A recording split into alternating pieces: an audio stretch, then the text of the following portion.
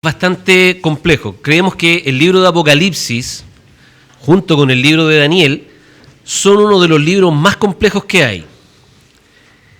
Y el capítulo 20 es, si no, el capítulo más complejo y controversial de Apocalipsis. Entonces yo dije, qué bueno que me tocó esto y voy a estar con todos mis hermanos para que me apoyen. Y resulta que el Señor proveyó que todos fueran a distintos lugares. Y vamos a tratar de que nuestro hermano Jürgen pueda responder las dudas que tengan ustedes, ¿cierto? Y vamos a pasar por este libro. Hermanos, de verdad, ya dejando fuera de bromas, Apocalipsis es uno de los libros más complejos que hay, dada su alto nivel de figuración o de sentido figurado que tiene. Apocalipsis tiene un género. Ya la semana pasada Cevita, aprovechando que no está Cevita, me encanta Cevita, ¿cierto? Cuando expone. Y él ya explicó un poco cuál es el tema o cuál es el género literario del libro. Mis hermanos, esto es un tema muy importante. La escritura, cuando hablamos de reglas de hermenéutica o de buena comprensión de la escritura, siempre decimos que la escritura se entiende de forma literal. No que sea literalismo, sino que se entienda de forma literal. ¿Qué significa esto?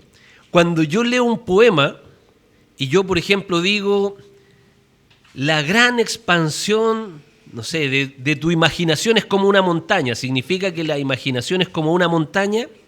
No, significa que está queriendo explicar o exacerbar alguna condición para poder explicarlo. El género apocalíptico es un género literario que tiene una alta figuración o alto sentido figurativo. Por lo tanto, lo que yo voy a llegar al libro de Apocalipsis para poder entenderlo es entender estas cosas. Primero, que hay que entenderlo en el contexto literal de Apocalipsis. Tanto Daniel como el libro de Apocalipsis son libros de género literario apocalíptico. ¿Se entiende? Cuando yo leo, por ejemplo, a Ercilla, de nuestra historia de Chile, ¿qué tipo de libro o qué tipo de tipo literario será? Histórico, muy bien, histórico. Y si yo leo a Neruda o a Mistral, poético, ¿cierto? Y si leo, por ejemplo, o un libro de Tolkien, Señor de los Anillos, ciencia ficción, ¿cierto? Entonces, hermano, tenemos que entender que cuando yo veo algo, leo algo, ¿cierto? Tengo que entender el género al cual pertenece. Hoy día, cuando nosotros hacemos un acercamiento al libro de Apocalipsis, tenemos que entender que es un libro de tipo apocalíptico, es decir, un libro altamente figurativo y que tiene verdades intrínsecas, sí, dentro de lo que está exponiendo, pero no podemos entenderlo de forma literal, ¿ya? Y aquí vamos a cambiar el sentido de la palabra literal, es decir, tal cual como está escrito. No podemos entenderlo así, ¿sí? Por ejemplo, ¿usted ha visto un dragón? No, pero un dragón del que está hablando aquí el libro de Apocalipsis 20. No, por lo tanto no podemos entenderlo de una forma literal. Y vamos a ir dándonos cuenta a través del estudio, vamos a tratar de abordar dos temas principales hoy. Primero, ¿cuál es la estructura del libro de Apocalipsis? ¿En qué sentido? Nosotros, y ya lo explicó también Cevita, vamos a ver un cuadro ahora en donde vamos a tener ciclos del libro, donde la iglesia comienza y termina un juicio. Empieza de nuevo, ¿cierto?, el milenio, por decirlo así, con el Señor en la cruz y termina con otro juicio. Después vemos de nuevo que comienza y después que termina, comienza y termina. Y vamos a ver que Apocalipsis es un libro cíclico que está explicando las cosas una y otra vez. No necesariamente hay 7 juicios. ¿Y por qué de repente nuestros hermanos, y por favor hermanos, entendamos estos hermanos dispensacionales, piensan que hay 7 juicios? Porque está 7 veces narrado en el libro de Apocalipsis, pero no significa que sea 7 veces, porque si uno se va dando cuenta, por ejemplo, en Apocalipsis 6 se termina con todos los malos, y luego comenzamos de nuevo en el 12 con la sublevación de Satanás y todo, y después en el 14 de nuevo, y después en el 19 lo mismo, y después en el 20 lo mismo. Entonces, ¿cómo 5 veces fueron, 7 veces fueron exterminados los malos? Entonces, hermanos, aquí hay una contradicción cuando nosotros decimos que el libro de Apocalipsis es un libro literal y es un libro cronológico. No es así. Y vamos a ir avanzando. Vamos a ver los siguientes temas, mis hermanos.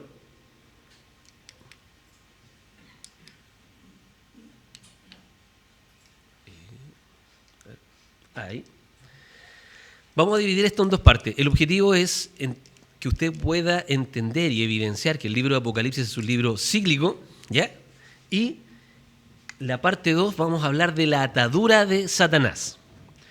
¿Qué vamos a ver en la parte 1? El objetivo de la presentación, que ya lo hemos dicho, ¿cierto? Los aspectos generales y particulares del libro de Apocalipsis, es decir, cuál es el contexto general de Apocalipsis, cuál es el contexto particular dentro de ese contexto general.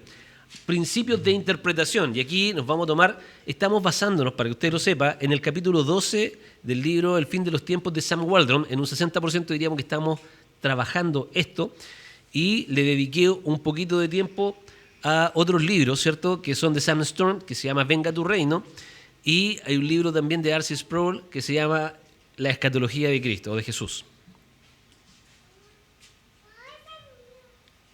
Muchas gracias, hermano. ¿Ya? Y cómo está estructurado el libro de Apocalipsis. Y en la parte 2 vamos a ver la atadura de Satanás. Y esto tiene mucha relación con la interpretación de Apocalipsis 20 dentro de la iglesia. Una posición dispensacional, y hay un autor que es bastante bueno, a mí me gusta de verdad, bastante, porque creo que junto a Dwight Pentecost son los 2 expositores dentro de lo que es el dispensacionalismo, que se toman bastante en serio las demostraciones que ellos postulan. Aún así, pienso humildemente que erran en muchos sentidos, ¿ya? Aunque son muy buenos hermanos, muy buenos teólogos, pero no estamos de acuerdo, por lo menos yo y lo que profesamos nosotros como congregación, es que no estamos de acuerdo con la postura, por lo menos de Matt Westmeyer, que tiene un libro respecto del milenio y el conflicto que hay respecto de esto, y el debate de esto, ¿ya? Y una respuesta reformada a la postura dispensacional. Mis hermanos, es importante que usted entienda qué es lo que piensan otros y qué es lo que pensamos nosotros, ¿ya? Y finalmente vamos a ver aplicaciones y conclusiones. Como les decía, el objetivo de la presentación es mostrar que Apocalipsis es un libro cíclico, no lineal, explicar la atadura de Satanás de Apocalipsis 12:20 y contrastar la visión dispensacionalista, tanto de Pentecost como de Westmeyer, y versus la visión reformada. Y aquí me he basado en 3 hombres que me gustan mucho desde el punto de vista de la visión reformada, que es Sam Waldron, Anthony Hoekema y Sam Storm, ¿ya? Son muy buenos. Después les voy a dar van a ver los libros que están ahí para que puedan ustedes, si es que quieren profundizar en el estudio del libro de Apocalipsis, revisarlo. Y dicho esto, mi hermano, quiero orar para que el Señor nos ayude en este sentido, ¿ya? Y pueda darme claridad para expresarme a mí y sabiduría también para ustedes para lograr entenderme a mí, ¿ya? Amado Padre Celestial, te damos gracias y te rogamos que tu mano, Señor Padre, nos ayude en este día para el estudio de este libro, un libro altamente complejo, Señor, pero que tú has dejado para tu iglesia. Gracias por tu amor y tu misericordia con nosotros, dejándonos este libro para nuestro consuelo, para que nuestras vidas, Señor, dependan exclusivamente de ti y estemos confiados en ti. Te alabamos y te bendecimos en el nombre de Jesús. Padre, dame las palabras necesarias, las más indicadas, Padre, para tu pueblo, y así también bendice a mis hermanos para que ellos puedan también atesorar en sus corazones esta hermosa enseñanza del libro de Apocalipsis. Amén y amén. Amén, mis hermanos. Vamos entonces a entrar de lleno ya en el contenido del libro. De lo general vamos a ir a lo particular. En primer lugar, Apocalipsis es un libro que está dividido en varios ciclos, es decir, como los decía adelante, se van repitiendo una historia tras otra, pero enfocada desde un ángulo distinto. Algo así me dijeron por ahí como los evangelios, efectivamente, algo así como los evangelios. Cada uno presenta la misma historia, pero desde un punto de vista distinto. Y unos dan más claridad que otros respecto a un tema. Por ejemplo, si no fuese por Juan, ¿cómo sabríamos que fue Pedro el que le cortó la oreja a Malco? No sabríamos, porque todos dicen, y una persona, pero Juan fue más específico y contó algo con mucho mayor detalle. Bueno, el libro de Apocalipsis es un libro de visión, ¿cierto? Cuando uno lee, el primer capítulo ya dice que Juan tuvo una visión. Por lo tanto, es un libro que Juan está experimentando algo que no es literal, sino que se le está mostrando. Así como a Daniel también se le mostraron cosas respecto de lo que había de venir, a Juan también se le muestran cosas respecto de lo que había de venir. Pero todo el libro de Apocalipsis es escatológico, es decir, apunta hacia el futuro, ¿o no? ¿Qué piensa usted? ¿Que no? ¿Por qué, mi hermana?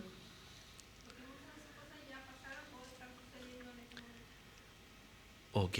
Por ejemplo, en Apocalipsis 14 tenemos el nacimiento de Cristo. Y el nacimiento de Cristo en el año cercano al año 100, ¿era un hecho pasado o futuro? Era un hecho pasado. Por lo tanto, hermanos, cuando de repente alguien dice que Apocalipsis es todo hacia el futuro, no es tan así. Cuando habla de la gran tribulación, y aquí yo creo que van a discrepar conmigo muchos hermanos dispensacionales, pero cuando hablamos de la gran tribulación, en el año 90, ¿estamos hablando de un hecho pasado o futuro? Esto no quiere decir que no pensemos que venga un periodo complejo para adelante. Pero, hermanos, primero, el libro de Apocalipsis es un libro que se escribe, ¿saben a quién? ¿Lo recuerdan? La semana pasada lo vimos un poco con Cevita y lo hemos visto para atrás también con nuestro hermano Luis y nuestro pastor. ¿Qué estaba pasando en ese momento con las 7 iglesias? Estaban siendo perseguidas. ¿Y qué pasaba con los hermanos? Los mataban.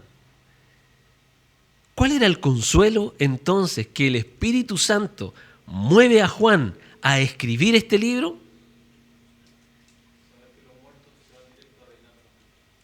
¿Perdón? Saber que los muertos están con Cristo.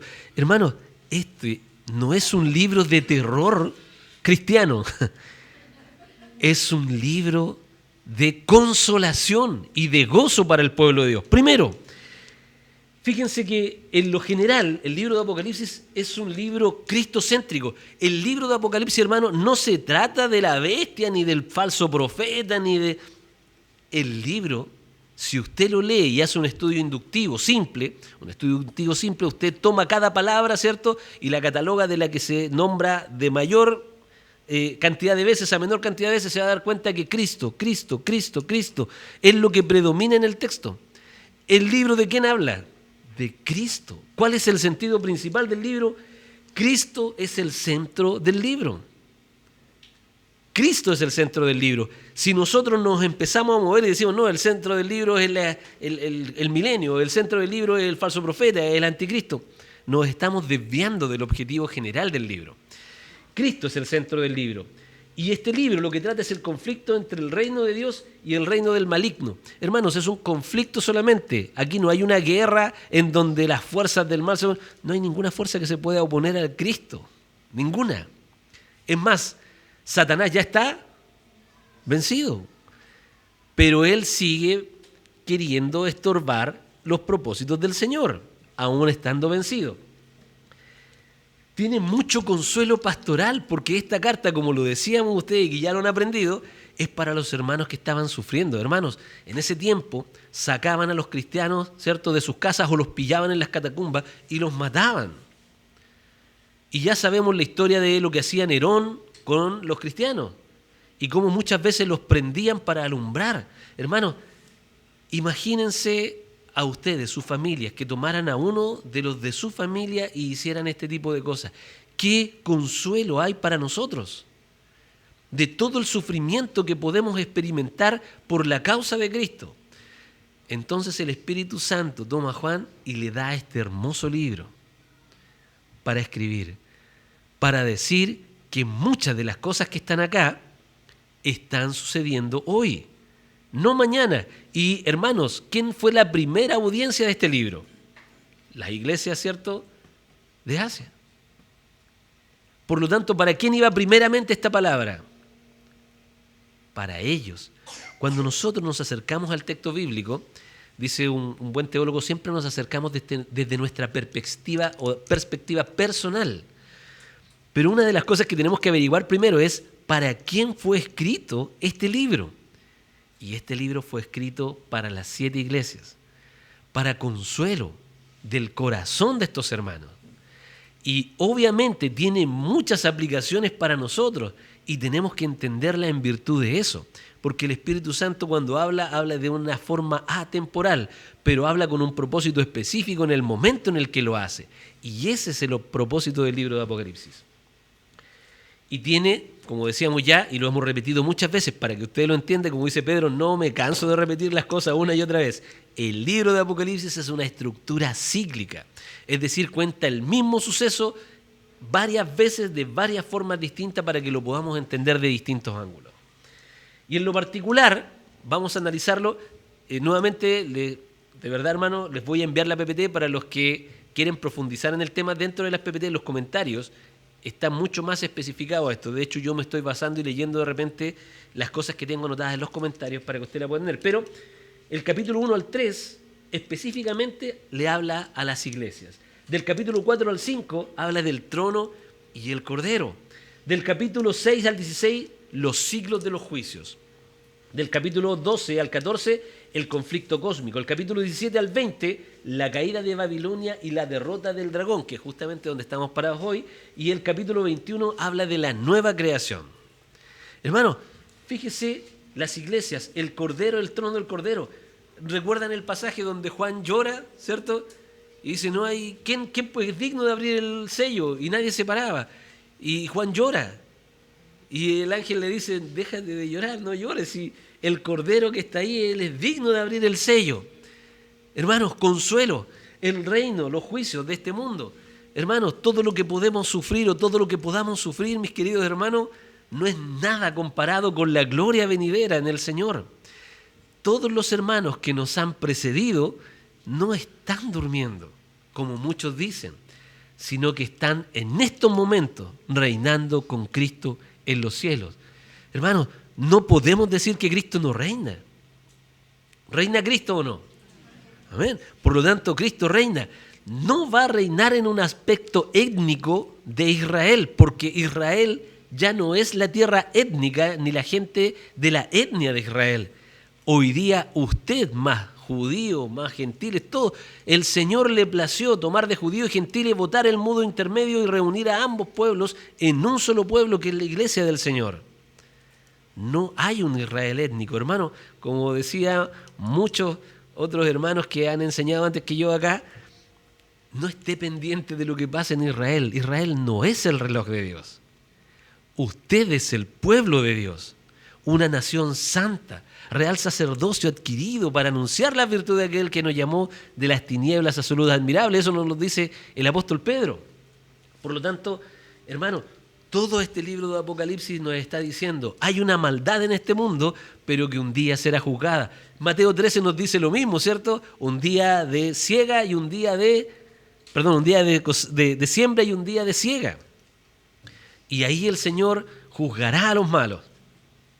Por lo tanto, todo este libro de Apocalipsis es un bálsamo al corazón de aquellos hermanos que estaban siendo masacrados por ser cristianos. Hermano, y esto es terrible y hermoso a la vez, porque en medio de toda esa oposición, Satanás no pudo contener el Evangelio. Con todo lo que se hacía en contra de los hermanos, el Evangelio crecía y crecía, y en vez de apagarlo, lo encendían aún más. Y el Evangelio, las buenas nuevas que Dios le entregó a Abraham y que Israel tomó y hizo para sí, ahora se extienden a todo el mundo. No que Israel haya sido reemplazado, sino que ahora todas las naciones han podido ver que Jesucristo es el Señor. Y el Evangelio cada día se expande. Ayer veía la foto de nuestros hermanos cómo también trabajaban en la expansión del Evangelio. Hermanos, el Evangelio sigue expandiéndose. Con apoyo del gobierno o sin apoyo de este. Hay muchos hermanos que están hoy día en lugares en donde no tienen permiso para hacerlo y aún así lo hacen. El Evangelio sigue expandiéndose. Satanás ha sido atado para no engañar a las naciones. A pesar de que su poder está limitado, la iglesia sigue creciendo y el Evangelio se sigue predicando. Y muestra de esto es que usted está aquí sentado. Y que 12 hombres comenzaron un trabajo que el Señor les mandó y hoy millones hemos creído en el Señor Jesucristo. Hermanos, esta es la expansión del reino. Esta es la semilla de mostaza que crece de tal forma que hasta los pájaros vienen y hacen nido sobre ella. Usted está en ese reino. Si me entusiasmo, me avisa nomás y seguimos más rápido, ¿ya? Pero esta es la estructura general del libro de Apocalipsis y esta es la estructura particular de cómo este libro se va dando. Vamos a tratar de avanzar un poquito más rápido, si no nos vamos a quedar sin tiempo. Perdón. Me pasé mucho. Ahora sí. Mis hermanos, vamos a ver acá algunos principios de interpretación. Cuando nosotros nos acercamos al libro de Apocalipsis, Waldron, en su libro, en el capítulo 12, que habla justamente de la visión de Juan y el reino, da ciertos principios. Estos principios los vimos cuando vimos las reglas de hermenéutica. ¿Se acuerdan que tuvimos un tiempo, los que pudieron estar, cierto, que hablábamos de cómo interpretar correctamente la Biblia?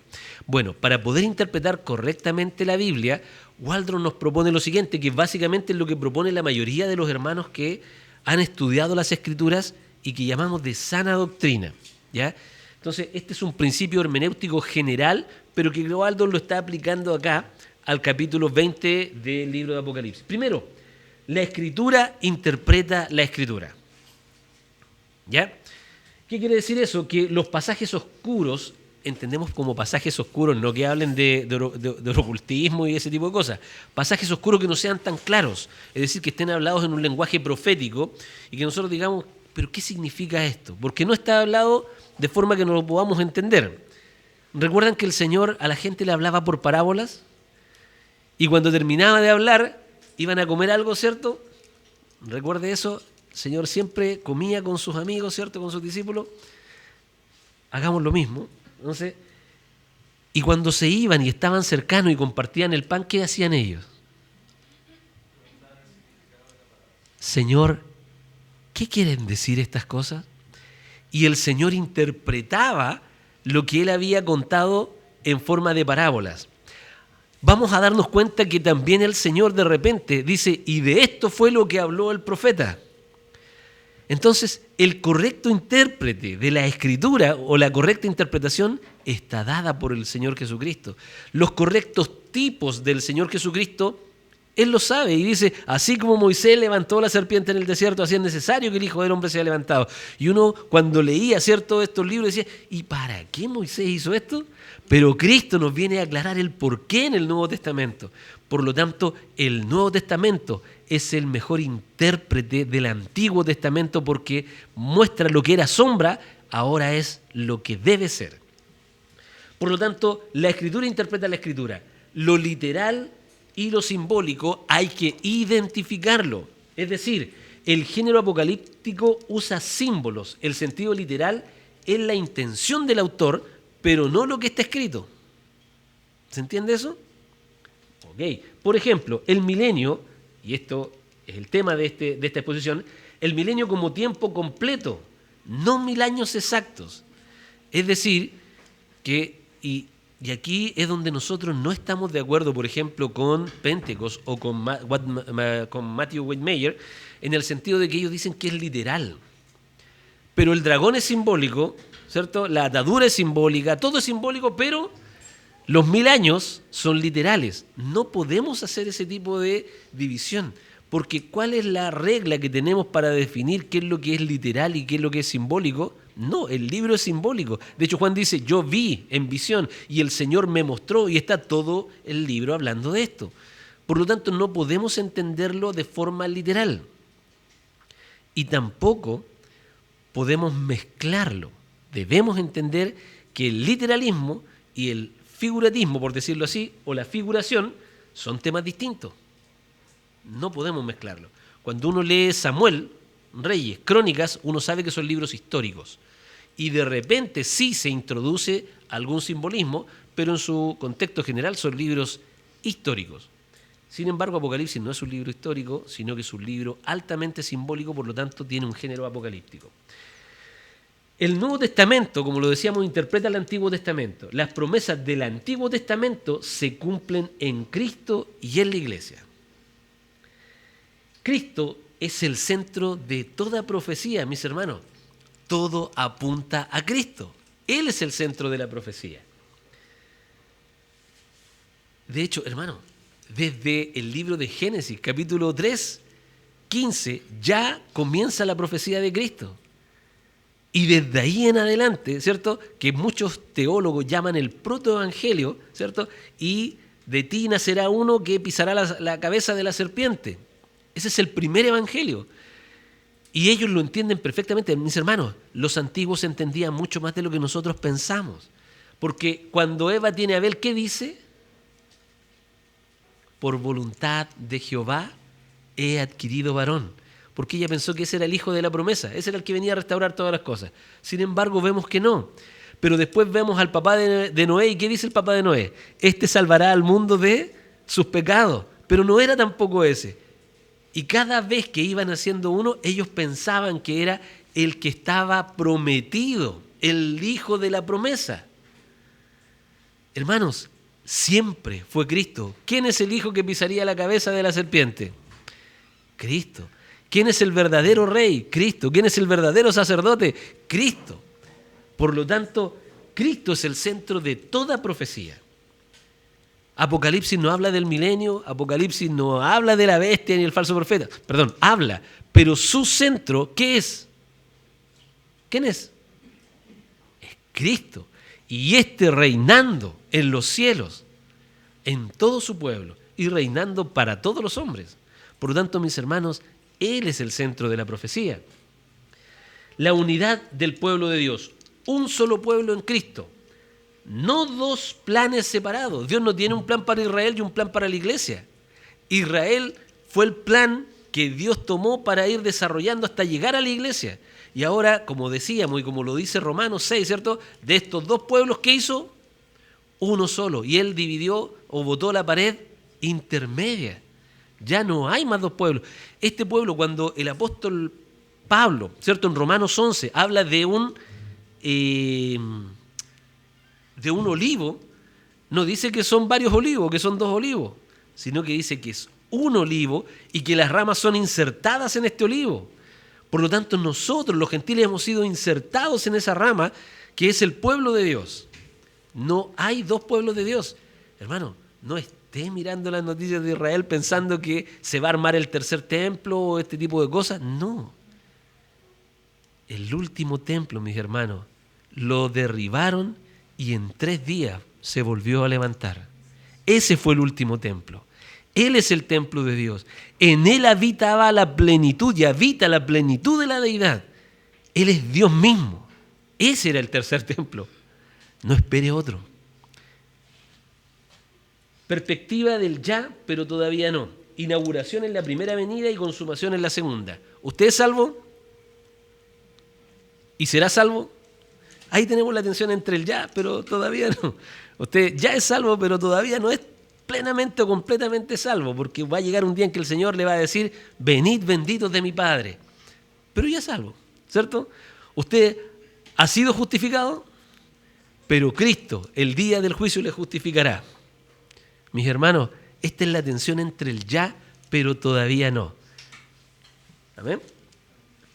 Paralelismo progresivo en Apocalipsis. Es decir, el libro repite eventos desde distintos ángulos. Por ejemplo, el capítulo 6, capítulo 11, el 16, el 19 y el 20. Se van repitiendo. Contenido canónico y teológico. Interpreta la totalidad de la revelación. Desde el principio, ¿cierto?, hasta el fin. El libro de Apocalipsis aborda toda la revelación. Y eso es necesario ir entendiéndolo. ¿Dudas hasta acá? ¿No? Seguimos. Estructura y objetivo. La estructura del libro de Apocalipsis es que está compuesto de 7 siglos, cada uno mostrado desde distintos ángulos. La era entre las dos venidas de Cristo culminando en el juicio final. Eso es lo que muestra el libro de Apocalipsis constantemente. Y el objetivo, su fin es consolar, exhortar y fortalecer a la iglesia perseguida, revelando que Cristo reina ahora y que la victoria final es segura, mi hermano. Es segura. Me encanta Job cuando dice, aunque mi carne desfallezca, sé que mis ojos lo verán. Oh, la confianza de Job, mis hermanos, es tremenda. Y él no dice, aunque el diablo me mate o me haga daño. ¿Qué dice? Aunque me mates. ¿A quién le está hablando? A Dios. Tuya es esta decisión y yo la acepto. Pero aunque me mates, he de alabarte. Hermanos, Cristo tiene control de todas las cosas que suceden en nuestra vida.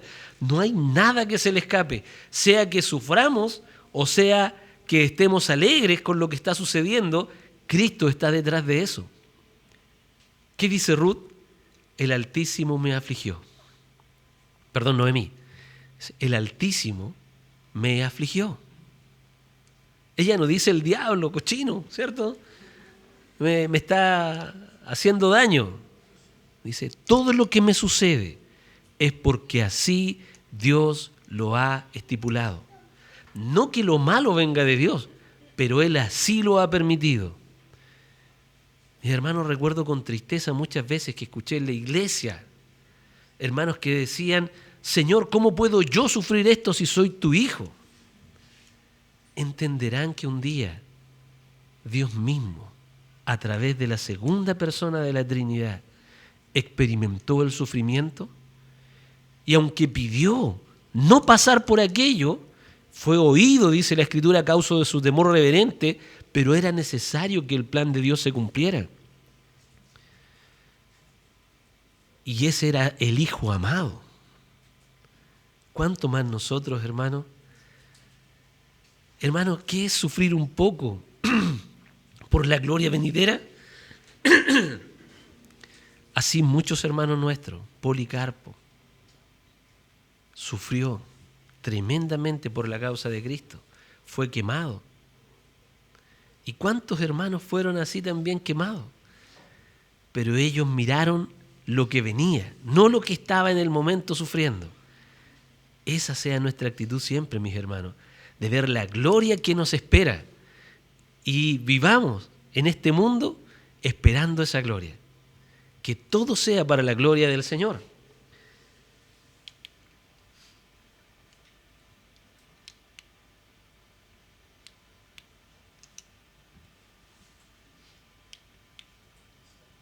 Ahí.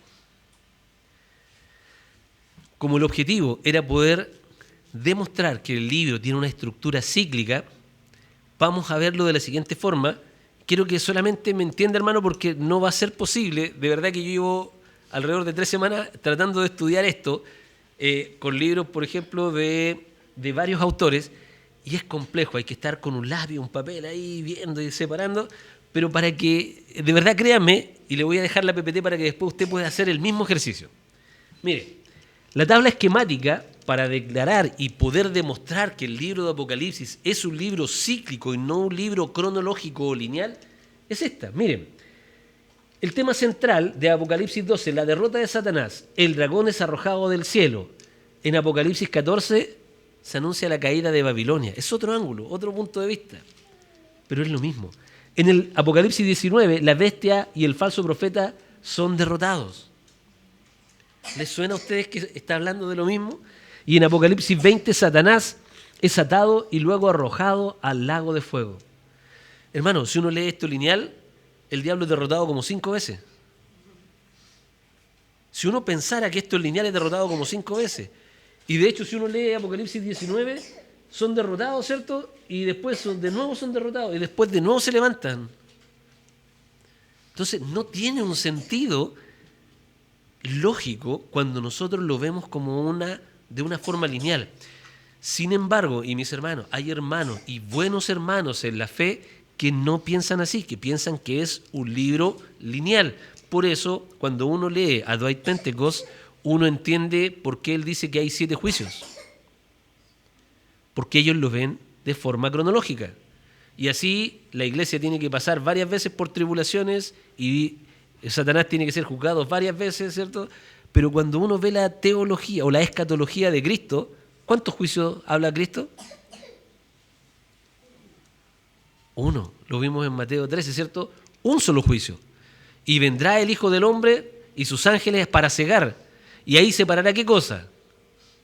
El trigo de la cizaña. Y todo lo que no tenga fruto, al fuego. Hermano, esa es la escatología de Cristo. Y de ahí comienza el ciclo venidero. No hay más. Por lo tanto, y Cristo está hablándole estas cosas a sus discípulos. Es algo mucho más claro.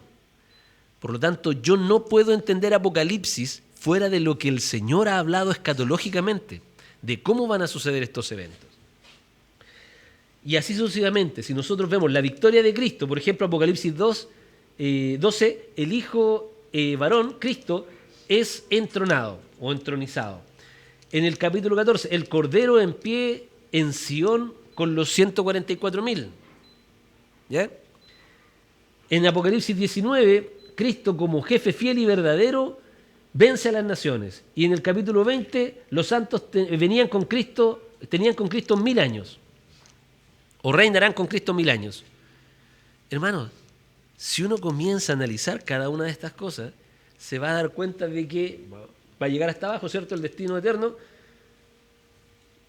Y siempre se está repitiendo. Esta historia se está repitiendo en Apocalipsis 6, 12, 14, 17 también, 19, 20. Apocalipsis es un libro cíclico. No tiene sentido ordenarlo de forma cronológica, porque se empieza, como dicen algunos, a pisar la capa, ¿cierto? O sea, ya se juzgaron los malos, salieron los malos y de repente aparecen de nuevo los malos, pero como si ya habían sido juzgados. Ya habían sido enviados lejos, pero de repente aparecen de nuevo y quieren formar una guerra contra Dios, pero si ya habían sido lanzados al lago. Entonces, se vuelve complejo de explicar y de exponer. Porque evidentemente, mis hermanos, y esto lo digo habiendo hecho muchos estudios dispensacionales antes y habiendo abrazado la teología dispensacional, y costádome mucho y mucho orgullo, para ser franco, el darme cuenta de que no era como yo lo postulaba, sino que era de otra manera para tener una explicación mucho más simple. Hermanos, este esquema es mucho más simple que todo lo que hay que tratar de poner y los palitos que hay que soportar para que esto sea lineal o cronológico. Porque hay muchas respuestas que no pueden responderse. O muchas preguntas que no pueden responderse. ¿Ok? Entonces, espero haberles demostrado, y no tan solo eso, sino que ustedes pueden en su casa, le voy a mandar la PPT para que ustedes la analicen y la puedan revisar y se den cuenta que efectivamente Apocalipsis es un libro cíclico. Habla una y otra vez las mismas cosas desde distintos ángulos. ¿Amén? Esa fue la primera parte. ¿Logré convencerlos de que Apocalipsis es un libro cíclico? ¿Sí? ¿Hay alguna duda respecto de eso? ¿No? Y ahora vamos a hablar de un tema entonces, si no hay más duda, que es sumamente importante y que está muy bien expresado a través del libro de Sam Walton, ¿cierto? El fin de los tiempos, en el capítulo 12, y que es la atadura de Satanás. ¿Por qué es importante la atadura de Satanás? Cuando en mis tiempos dispensacional, ¿cierto? Y yo me hacía toda la línea de tiempo, de cómo iban a hacer las cosas, ¿cierto? Que iba a empezar el rapto secreto de la iglesia, los santos se iban con el Señor y teníamos las bodas del Cordero, pero después de 3 años y medio, el anticristo, ¿cierto?, mostraba su verdadera cara, y Israel, la nación étnica de Israel, se rebelaban en contra del anticristo. Entonces ahora ellos, sin la ayuda del Espíritu Santo, solitos, ¿no? Así, tenían que morir por causa del nombre del Señor, y nosotros lo esperábamos en las bodas del Cordero, ¿cierto? Y después de eso, entonces el Señor venía a los 7 años, y después que el Señor venía, después de esos 7 años, comenzaba el periodo del milenio, en donde los justos y los injustos seguían coexistiendo. Entonces el Señor no hacía su juicio al tiro, sino que había hecho un juicio previo, pero cuando estábamos arriba en las bodas del Cordero, uno tenía ¿cierto?, el tribunal de Cristo, en donde todos los que estaban ahí eran juzgados, pero solo eran juzgados los buenos. Entonces la verdad es que no había mucho que juzgar. Entonces después tenían que venir más juicios, porque había que juzgar a los malos. Entonces venía el Señor, pero no juzgaba a nadie. Él se aguantaba hasta que terminara el milenio para poder juzgar a las naciones. Entonces, hermanos, se empieza a volver un tema, y que uno se lo aprende de memoria, y está bien, uno se lo aprende lineal, así funcionan todas las cosas. El problema es cuando en algún hermano empieza a aparecer un espíritu crítico. Y eso es lo que yo espero, hermano, que cada uno de ustedes tenga, un espíritu crítico. Y que comience a hacer preguntas. Y diga, ¿pero y dónde está eso en la Escritura? ¿Cómo es que eso está sucediendo? ¿Cómo es posible, si Cristo habla de un solo juicio, por qué estamos sumándole más juicio? ¿No será que estamos malinterpretando la Escritura? Y hermanos, quiero ser súper claro en esto, no son malos hermanos, son sus hermanos. Jamás le diga a una persona que piensa en un modelo escatológico distinto que por eso no es su hermano. Eso significaría que usted no es un verdadero hijo de Dios. Porque si usted no ama a su hermano y lo manda al infierno, siendo él un hijo de Dios, habiendo sido pagado por el mismo precio de sangre que usted, hermano, usted está causando una división innecesaria dentro del pueblo de Dios. No estoy diciendo que aceptemos, por ejemplo, lo que dicen los mormones o los testigos de Jehová. Estoy diciendo que son hermanos que piensan de forma escatológica distinta. Creemos que están equivocados, pero eso no es razón para decir que no son nuestros hermanos. ¿Amén? Eso es importante, hermano. Seamos humildes en este conocimiento, porque yo mucho tiempo no lo fui. Y la hermana Noemí lo sabe. Entonces, mis hermanos, vamos a hablar de la atadura de Satanás. Por lo tanto, cuando Cristo venía en su segunda venida, desde el punto de vista o del modelo que vamos a ver después de Matt Waymeyer o de Dwight Pentecost, Satanás ahí es atado. Porque ellos dicen, no puede haber sido atado ahora, porque la obra de Satanás se sigue cumpliendo. Por lo tanto, el modelo no soporta que Cristo haya sido atado, que Satanás haya sido atado y que él siga haciendo sus cosas por ahí. De hecho, muchos dicen, esas cadenas son bastante largas al parecer, ¿cierto? O si Satanás, dicen por ahí, que eran las típicas alusiones que se hacían en ese momento. Si Satanás ya está atado, entonces un primo de él debe andar suelto porque el mal continúa. ¿Ya? Y si alguien no está bien preparado y no tiene un buen espíritu crítico, eventualmente, o no conociendo nada más, va a adoptar esto. Y hermanos, creemos que hay un error en ese modelo. Creemos firmemente, y de verdad, hermanos, después de haberlo estudiado mucho, y ahora conociendo esto, la escatología de Cristo, me doy cuenta que no es un modelo lógicamente correcto.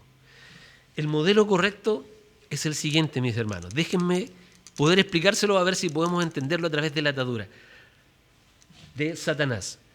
Porque si logramos entender esto, todo nos va a empezar a cuadrar y todo se va a encajar rápidamente en el rompecabezas. No nos van a quedar piezas forzadas metiéndolas por ahí. Miren, el texto en cuestión aquí es el 20, verso 2. Dice así: y prendió al dragón, la serpiente antigua que es el diablo, y Satanás, y lo ató por 1000 años. Eso es lo que dice Apocalipsis 22. Usted lo está leyendo ahí en su Biblia, se va a dar cuenta que ese es el texto. Se me perdió el torpedo. Denme un segundito.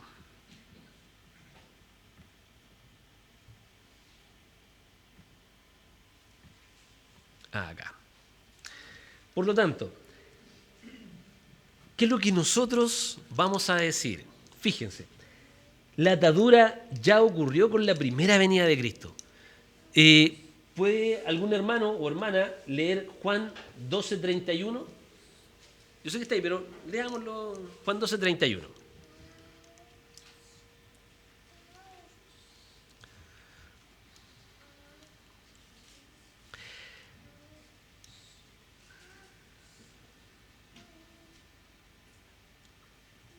Sí, por favor, mi hermano.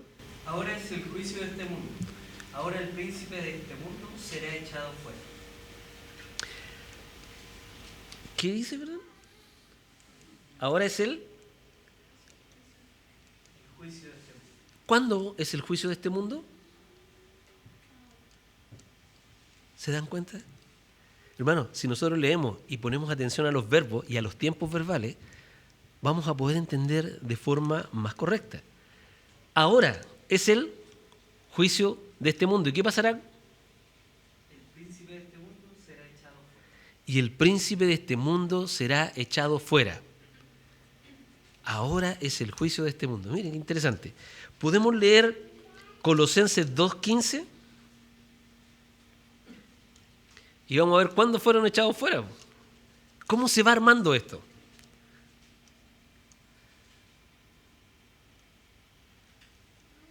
Pero no, algún hermano lo tiene y lo lee nomás. Que habiendo despojado a los poderes y autoridades, hizo de ellos un espectáculo público, triunfando sobre ellos por medio de él.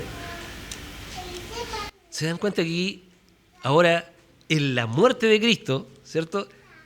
Cristo triunfó públicamente sobre todo principado y sobre toda potestad. Y los exhibió públicamente, triunfando sobre ellos. ¿Dónde? En la cruz. Por lo tanto, el momento de la cruz, mis hermanos, es el momento de la victoria de Cristo.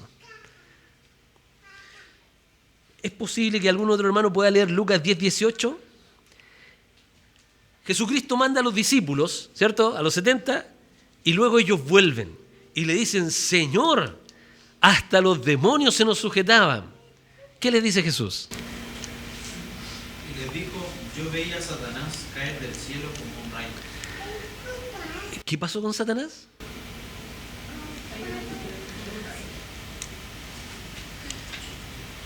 Satanás cae del cielo como un rayo. ¿Quién está diciendo eso? ¿Lo está diciendo en prosa? ¿En poesía? ¿En lenguaje profético? Lo está diciendo en prosa, mis hermanos. En un libro que es histórico. O en un libro que está escrito en prosa. Aquí no hay un lenguaje figurativo. El Señor está diciendo, yo veía, mientras ustedes hacían estas cosas que yo les mandé, yo veía cómo Satanás caía del cielo. Y cuando uno va a Apocalipsis se da cuenta de que Satanás cae del cielo. Que el dragón, la serpiente antigua, ¿cierto?, es echado del cielo y cae. Hermano, los textos claros son primero, porque con los oscuros debo recurrir a los textos claros. Aquí estamos diciendo que Satanás ya cayó. ¿Cuándo? En la muerte y en la resurrección de Cristo. Cuando el Señor mandó a los 70, Satanás ya estaba vencido.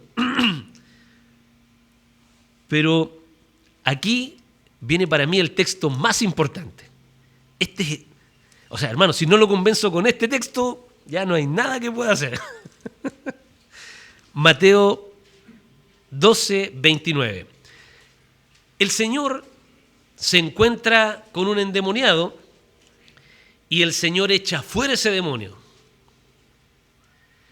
Y vienen, hermano, y esto es importante, el problema de Jesús nunca fue con los incrédulos, ni con las prostitutas, ni con los publicanos, sino que el problema fue con la élite religiosa de la época. Fíjense lo que le dicen los publicanos. Les dicen, los fariseos, tú por Belcebú echas fuera los demonios. ¿Y qué le responde el Señor? ¿Puede alguien leerlo? Mateo 12, 29. Porque ¿cómo puede alguno entrar en la casa del hombre fuerte y saquear sus bienes, si primero no le ata, y entonces podrá saquear su casa? ¿Puedes seguir leyendo? El que no es conmigo, contra mí es, y el que conmigo no recoge, desparrama. Por tanto os digo, todo pecado y blasfemia será perdonado a los hombres, mas la blasfemia contra el Espíritu no le será perdonada. ¿Sí? Sí. No, está bien, mi hermano. Hermanos, ¿qué está diciendo Jesús? Este texto, pero hermano, como hacen muchos así, me voló la cabeza. ¿Qué está diciendo? ¿Cómo está Satanás? ¿Quién dijo? ¿Cómo está Satanás? Atado. ¿Y quién lo está diciendo? Hermanos, necesitamos más autoridad que diga que Satanás está atado. Él dice, si yo echo fuera los demonios en nombre de Dios, ciertamente el reino de Dios ha llegado a vosotros. Hermanos, ¿qué estábamos pensando tanto tiempo? Cristo está diciendo que en su primera venida, ¿qué tuvo que hacer Él? Atar al hombre fuerte. Eso es lo que está diciendo. Yo lo até. Y yo vine y estoy saqueando lo que era de Él. Yo lo estoy saqueando. Es decir, Cristo vino a recuperar lo que se había perdido. Lo había robado primero. Pero el Señor ahora viene y se pone como ejemplo y dice, ¿cómo puede el hombre fuerte, uno entrar a la casa del hombre fuerte si no le ata primero? Cristo comienza a predicar el Evangelio. Hermanos, a pesar de toda la oposición que hay en contra del Evangelio, el Evangelio ha sido proclamado. Ha llegado desde una pequeña ciudad allá en el Mediterráneo, de Israel, de 12 hombres que comenzaron una misión. 11 en realidad, ¿ya? Dejémoslo en 11. De 12 hombres que comenzaron esta misión y llegó hasta lo último de la tierra el Evangelio. Hermanos, estamos a miles y miles de kilómetros de esa ciudad y el Evangelio ha logrado llegar hasta acá porque hubieron hermanos como usted o como yo que hablaron a otros respecto de Cristo y Satanás no pudo impedir eso y las puertas del Hades no prevalecieron contra la iglesia, sino que el Evangelio se ha extendido y se ha extendido y aunque pongan presión mis hermanos, el Evangelio se va a extender igual. Por lo tanto, Cristo ató a ese hombre fuerte y ahora el Evangelio es derramado ¿hacia dónde? A todas las naciones. Comienza en Jerusalén con una pequeña iglesia, ¿cierto? En donde a través del propósito sabio de Dios, esa iglesia es perseguida, es atribulada. ¿Y los hermanos qué hacen? Arrancan. Y al arrancar, ¿qué hacen? Comienza a extenderse el reino de Dios. Hermanos, ¿qué es nuestra vida al lado del propósito del Señor? Qué bueno es que el Señor nos utilice para poder extender su reino y que más hermanos se unan cada día al Evangelio del reino de los cielos. Eso es lo que está sucediendo acá, mis hermanos. El hombre fuerte es atado. La atadura es una limitación, no una eliminación total en lo que propone Waldron. Que nosotros también lo creemos por si acaso. El milenio es la era de la iglesia, no es futuro, no es escatológico. Estamos viviendo el milenio. El futuro, ¿qué se espera para el futuro? Un breve desatar. ¿Qué significa esto? Que efectivamente va a haber un periodo antes de la venida del Señor en que la maldad se incremente y la iglesia vuelva a ser perseguida. Pero hermanos, pronto vendrá la liberación. Por lo tanto, esto no nos aflige, al contrario, nos da esperanza de que el Señor tiene control de todas las cosas, de todo. Waldron enseña que Satanás fue atado en la cruz y en la resurrección de Cristo. No se trata de un evento futuro después de la segunda venida, como lo dice el premilenialismo, sino de una realidad presente. La atadura comenzó en la obra redentora de Cristo y se prolonga durante todo el milenio, es decir, la era de la iglesia.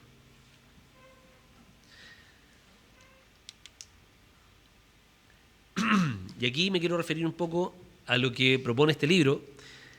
Está en la cruzada, por si alguien lo quiere leer. La verdad es que nosotros jamás vamos a prohibir, hermano, que usted lea un libro. Yo, la verdad es que, a menos que sea muy herético, pero si usted quiere entender qué es lo que piensan nuestros hermanos, yo mismo tengo el libro de By Pentecost en la casa, y este libro, la verdad es que no lo tengo, pero lo voy a adquirir. Sé que está en la cruzada, lo vi el otro día. Dice: la postura dispensacional habla de lo siguiente: Apocalipsis 20 sigue cronológicamente Apocalipsis 19. Eso es lo que postula este libro en el capítulo 3. ¿Ya? Si uno lee a Matt Waymeyer, él es un hermano dispensacional, y él dice: Apocalipsis 20 sigue cronológicamente a Apocalipsis 19. Pero hermano, yo le insto a usted a que lo lea. Lea Apocalipsis 19 y lea después Apocalipsis 20. Y dígame si no es cíclico. A veces, mis hermanos, nos cuesta ver las cosas porque estamos tan llenos, ¿cierto?, de nuestros propios principios, que no queremos entender este principio cíclico del libro de Apocalipsis. No es cronológico. El libro de Apocalipsis nunca es cronológico. La atadura de Satanás es futura y absoluta. Acabamos de leer el libro. ¿En dónde dice eso? ¿Que es futura y absoluta? En ninguna parte. El milenio es un periodo literal de 1000 años. Hermano, todo es figurativo, pero los 1000 años son literales. El reinado de los santos es terrenal, en esta tierra. La segunda resurrección es la resurrección de los impíos. Satanás será liberado al final del milenio y el juicio final ocurre después del milenio. Y la hermenéutica literal es la norma de esta interpretación o de este modelo de interpretación. ¿Corresponde que la norma literal en un libro apocalíptico o profético? ¿Podemos entender a Gabriela Mistral o a Pablo Neruda cuando están hablando el lenguaje figurativo en sus poesías como si fuera algo literal? Para eso existen los géneros literarios, para poder entender a qué se refiere. Cuando uno ve Avatar, ¿uno cree realmente que hay un planeta donde están esos hombres azules ahí, esos monitos azules? Uno sabe que es ciencia ficción, ¿cierto? Ahora, hay ciencia ficción y ciencia ficción. Hay ciencia ficción que ya la alcanzamos, ¿cierto? Pero cuando uno habla de ciencia ficción, uno está diciendo: esto no es real, chicos. No es real. Nació de la imaginación y estamos contando una historia que no es real. Y cuando vamos a un género apocalíptico, debemos entender que ese género no es literal. Es la primera premisa. Un libro apocalíptico con alto contenido simbólico no lo puedo tomar de forma literal. Debe haber una explicación más sencilla, y para eso Génesis se hace uso de toda la escritura. Si uno se da cuenta y lee el libro de Apocalipsis hace uso de toda la escritura, desde Génesis hasta Judas, ¿cierto? De toda la escritura. Cuando uno lo va leyendo se va a dar cuenta que toma profecías de Ezequiel, que toma profecías de Daniel, que va tomando un montón de profecías que están apuntando hacia los procesos de toda la profecía a nivel general. Por lo tanto, no puedo tomarlo como un libro literal, y ese, yo creo, es el error de muchos hermanos dispensacionales. Ahora, Matt Waymeyer tiene menos errores, por decirlo así, en algunas cosas, porque hay un dispensacionalismo que es progresivo, es decir, que han ido viendo que el modelo no cuadraba, había mucha presión para poder encajar las piezas, entonces han tenido que ceder en algunas cosas y decir: sí, en realidad por aquí no funciona la cosa, pero han tenido que mantener este esquema. Nosotros creemos que no es el esquema correcto, por el contrario, que Apocalipsis es un libro que debe tener un cuidado, porque es un libro altamente figurativo. Y quiero que veamos las comparaciones, que es la que tenemos en este estudio, ¿cierto? Basándonos en que Satanás, ¿cierto?, ya fue atado, respecto de la comparativa entre Waldron versus Weimmeyer, respecto de la atadura. La lectura del libro, Apocalipsis es un libro cíclico, es lo que decimos nosotros, lo que dice también o postula Waldron. Matt Weimmeyer dice Apocalipsis es lineal y cronológico. Sabemos que no es así, es evidente que no es así.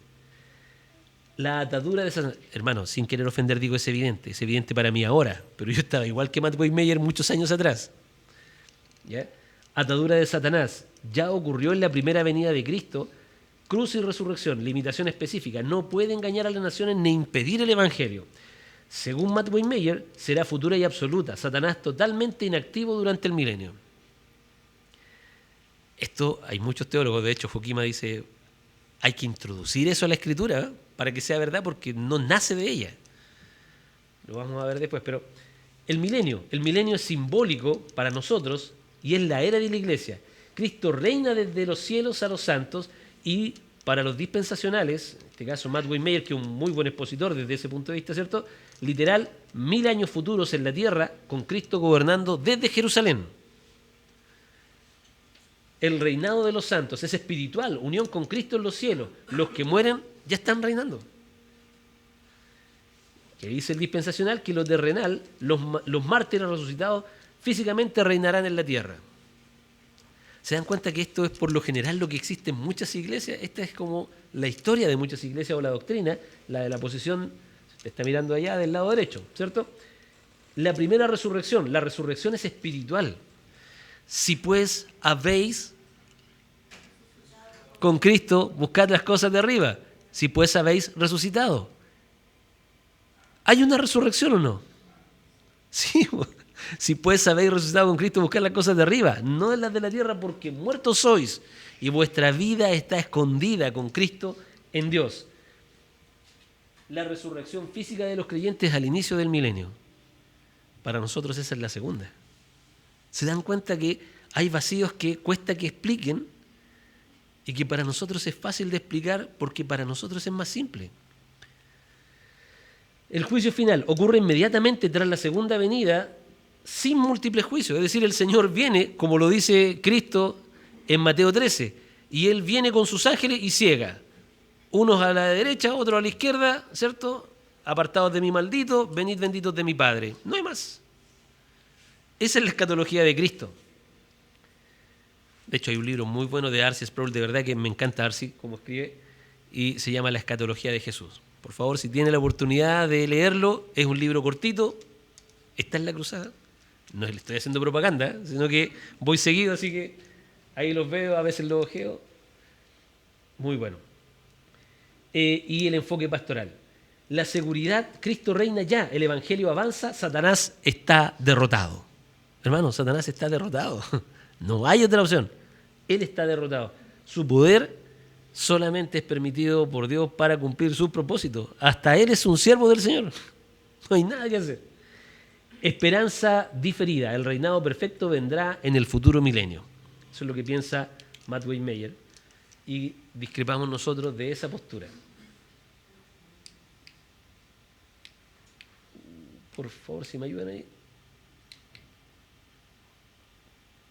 Ya.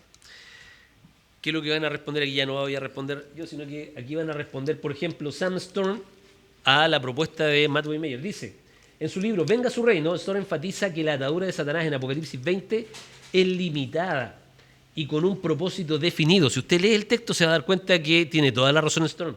Dice, para que no engañe más a las naciones. Nunca está diciendo que su poder va a ser quitado definitivamente y totalmente. Dice que ha sido atado para que no engañe más a las naciones. Tiene una causa específica, no engañe más a las naciones. Por eso el Evangelio pudo avanzar como avanzó. Es decir, Satanás sigue activo en tentaciones, pero ya no puede impedir la expansión del Evangelio a todas las naciones. Conecta con Apocalipsis 20 con Mateo 12:29. El hombre fuerte es atado para saquear su casa. Y Juan 12:31. Satanás es echado fuera en la cruz. La respuesta de Weimmeyer dice, exigir una inactividad total de Satanás es leer más de lo que el texto dice. El texto limita el engaño a las naciones, no a toda su actividad. ¿Se dan cuenta, hermanos, cómo es peligroso introducir ideas en el texto? Lo que los teólogos lo llaman eisegesis, es decir, yo introduzco una idea, no exégesis, es decir, que la extraigo del texto. Eso no está en ninguna parte escrito. Anthony Hoekema dice, y habla respecto del simbolismo apocalíptico, en la Biblia y el futuro, Hoekema explica que Apocalipsis usa lenguaje apocalíptico, imágenes fuertes para expresar verdades espirituales. El error de Weidmeyer es aplicar una hermenéutica literalista a un género que es simbólico. Para Hoekema, la atadura significa Satanás ya no puede detener la misión global de la Iglesia. Su poder está limitado hasta un poco de tiempo antes de la venida del Señor. Respuesta de Weidmeyer, exigir que Satanás esté 100% inactivo es negar el género del libro. El apocalíptico usa exageración simbólica para mostrar realidades espirituales. Entonces, de verdad son dos grandes hombres que saben mucho respecto a este tema y creo que estamos de acuerdo con ellos.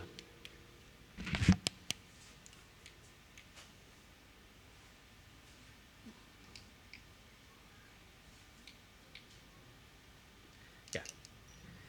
Hermanos, estos tres libros, ya terminando, estos tres libros son los que me gustaría recomendarles para que los puedan leer. Sam Storm, muy bueno este libro, muy bueno. La Biblia y el futuro, a mí la verdad es que me encanta cómo habla Hoekema y cómo se expresa y cómo comunica las ideas. La verdad que para mí es el mejor libro para poder tener un acercamiento. De hecho, fue el primero al que yo tuve acercamiento a la escatología milenial y es claro, es muy claro Hoekema. Y estoy con este ahora, que se llama La escatología de Jesús por R.C. Sproul. Si usted quiere profundizar en estos temas, por favor, hermano, vea esos libros. Con la Biblia al lado se va a dar cuenta de que tienen toda la razón. Aplicaciones prácticas, mis hermanos, para esto es... Apocalipsis, como les decía, no es un libro de terror para el cristiano, es un libro de consuelo. Apocalipsis nos va a hablar de la seguridad en la victoria de Cristo. Cristo siempre vence, al final de cada siglo, de cada uno de los 7 siglos, Cristo vence. Él reina sobre el mal. Por lo tanto, eso es lo que nos tiene que importar. La confianza en la misión de la iglesia. Hermanos, el evangelio va a seguir expandiéndose. Con oposición, sin oposición, con muerte, con peligro, con hambre, con lo que sea. El evangelio va a seguir expandiéndose. La obra del Señor se va a cumplir hasta el último. La perspectiva sobre la muerte de los creyentes es que hoy día reinan con Cristo. Hay una esperanza para el que muere. La seriedad del juicio final. El juicio final, como lo vimos antes, ¿cierto?, bifurca los caminos. Los santos para acá, los impíos al otro lado, y se acabó. No hay otro. Esperanza escatológica, es decir, tenemos una esperanza que está allí, un poquito más adelante, hermanos. El Señor vendrá. Y me gustaría, hay un hermano, nos tocó en el seminario,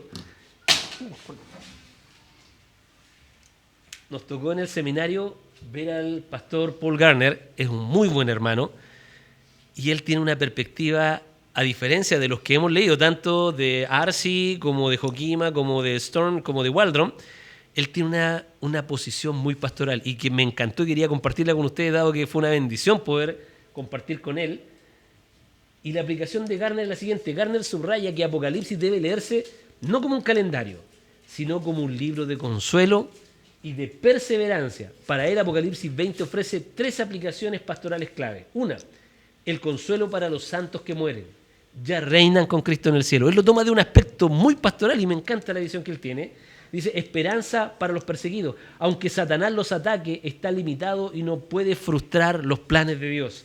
Tercer punto, la seguridad en la soberanía divina. La historia está en manos, no está en las manos del dragón, de los poderes del mundo, sino de Cristo exaltado.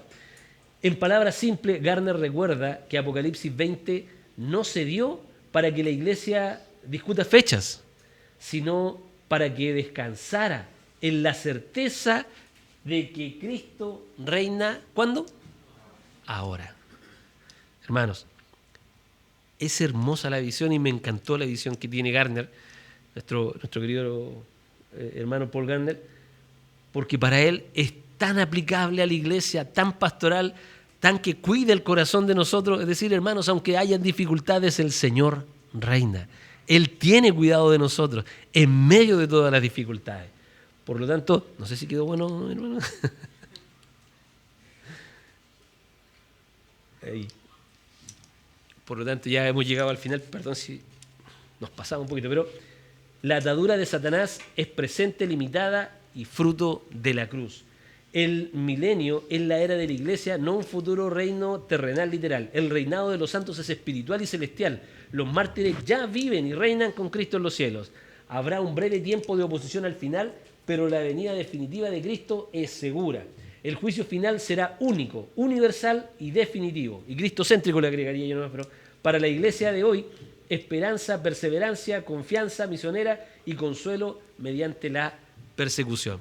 Mis hermanos, Satanás ya está atado y fíjese que en el momento en que el Señor lo dice, Él estaba aquí en esta tierra. Por lo tanto, lleva más de 2000 años atado. Y eso significa que la postura dispensacional que dice que Satanás será atado después no tiene fundamento escritural. Por el contrario, nuestra postura, que estamos en el milenio y que Satanás está atado y limitado para no engañar a las naciones, es una postura más bíblica, más correcta. ¿Amén? Amén. ¿Preguntas? ¿No? ¿Sí? Ya. Gracias, amado Padre, te damos por este tiempo. Te rogamos, Padre, tu bendición, que tu mano y tu sabiduría esté con cada uno de nosotros, Señor. Que utilicemos esto para consuelo de nuestro corazón, no para discusiones que a nada...